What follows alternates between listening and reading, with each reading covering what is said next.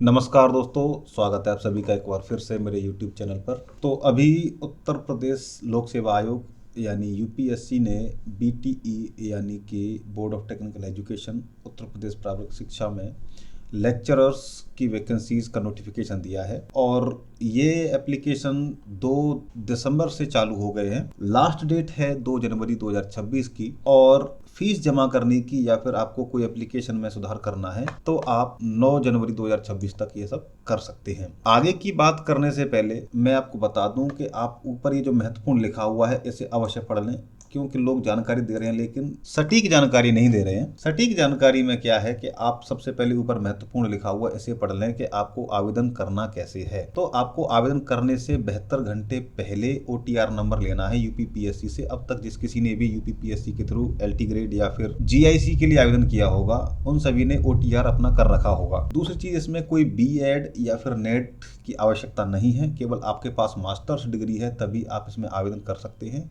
कोई समस्या आपको नहीं आने वाली है। लेकिन आवेदन करने के बाद में आप यहाँ देखेंगे पॉइंट नंबर 3 पर अभ्यर्थी को अपने ऑनलाइन आवेदन की हार्ड कॉपी के साथ ऑनलाइन में किए गए समस्त दावों में समस्त अंक पत्र एवं प्रमाण पत्र की स्व प्रमाणित प्रतियां आयोग के निर्देशानुसार यथा समय संलग्न कर प्रेषित करना होगा। इस संबंध में आयोग द्वारा प्रति विज्ञप्ति के माध्यम से सूचित किया जाएगा कि आवेदन आपका हो जाएगा। उसके बाद में एक नोटिफिकेशन और ये आयोग देगा, विभाग देगा कि आपको जितने भी आपने अंक पत्र या फिर जो भी मार्कशीट और जो भी आपने कास्ट सर्टिफिकेट, जितनी सर्टिफिकेट आपने एप्लीकेशन करते समय लगाए हैं, जिनकी जानकारी आपने दी है, उन सबको अपने एप्लीकेशन फॉर्म के साथ लगा करके आयोग को भेजना पड़ेगा। ये महत्वपूर्ण बात है।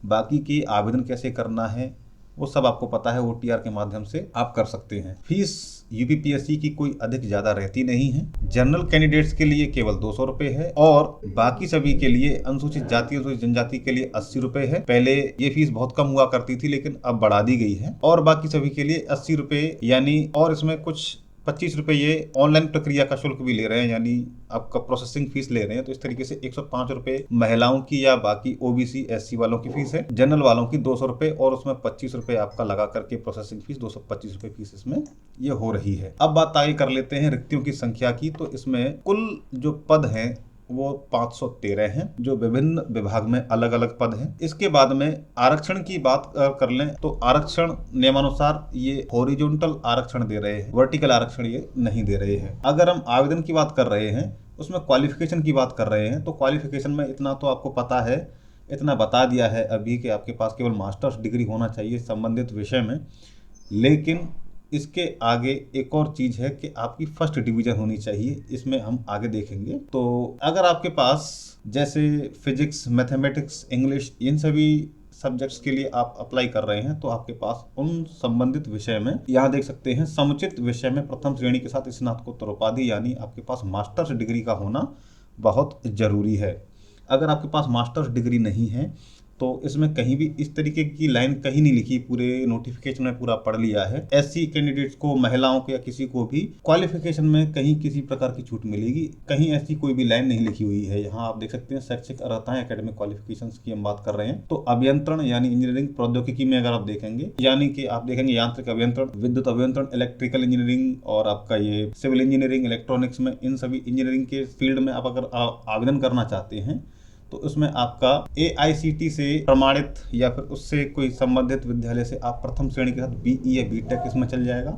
वास्तुकला, आर्किटेक्चर में अगर आप करेंगे तब आपके पास मास्टर्स की डिग्री होनी चाहिए, वो भी फर्स्ट डिवीजन में। कर्मशाला अधीक्षक यानी वर्कशॉप इंस्ट्रक्टर के लिए तो आपके पास ग्रेजुएशन या फिर पोस्ट ग्रेजुएशन में किसी एक में फर्स्ट डिवीजन से आप क्वालिफाई होने चाहिए। हाँ, आपका आर्किटेक्चर में भी ग्रेजुएशन या पोस्ट ग्रेजुएशन में किसी एक में आपके पास फर्स्ट डिवीजन के साथ है तब आप अप्लाई कर सकते हैं। यहाँ अगर देखें प्रेफरेंशियल क्वालिफिकेशंस यानी अधिमानी अर्हताएं की बात करें तो अगर आपने सेना में कम से कम 2 साल तक की अवधि तक सेवा की है, यानी अगर आप आर्मी में 2 साल तक रहे हैं तब आपको प्रेफरेंस मिल जाएगी, या फिर एनसीसी का आपके पास बी सर्टिफिकेट है तब भी आपके पास इसमें छूट मिल सकती है, आपको प्रेफरेंस ये देंगे। इसके बाद में अगर आपने जो भी सर्टिफिकेट आप सबमिट कर रहे हैं उनमें मार्क्स की बात आती है। कई यूनिवर्सिटीज या फिर कॉलेजेस ऐसे होते हैं जो परसेंटेज की जगह ग्रेड पॉइंट्स में डील करते हैं। आजकल ग्रेड सिस्टम में तो इन्होंने ये भी नीचे लिस्ट क्लियर दे दी है कि अगर आपके इतनी ग्रेड पॉइंट हैं तो आपको इतने परसेंट में कंसीडर किया जाएगा।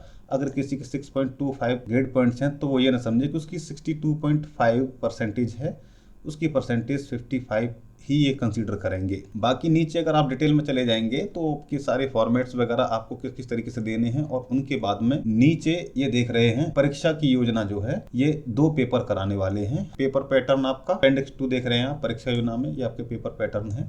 तो 2 प्रश्न पत्र आपके सामने होंगे। इनमें से पहला जो एग्जाम होने वाला है उसमें सामान्य हिंदी आने वाली है, जनरल हिंदी, जिसमें 25 टोटल क्वेश्चंस होंगे और 3 अंक का एक क्वेश्चन होगा। टोटल 75 नंबर का ये आपका रहने वाले हैं। और इसके बाद में मेन सब्जेक्ट जो आपका आएगा उसमें सब्जेक्ट से रिलेटेड क्वेश्चंस आने वाले हैं, वो 100 होंगे। इस तरीके से एक क्वेश्चन 3 नंबर का टोटल 300 मार्क्स के होंगे।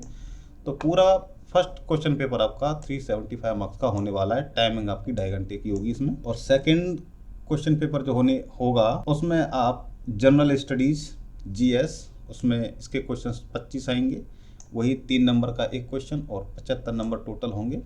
उसके बाद में आपका मेन सब्जेक्ट से रिलेटेड क्वेश्चंस होंगे जो होंगे 100, और वही जैसे आपका पेपर फर्स्ट था इसी तरीके से आपका पेपर सेकंड होने वाला है।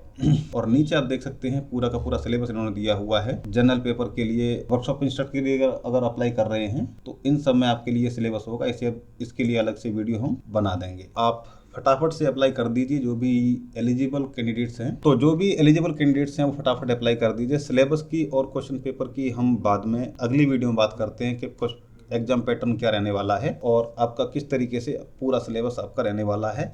इसी नोटिफिकेशन में नीचे सारी जानकारी दी गई है, चाहे तो आप साइट पर जाकर पढ़ सकते हैं।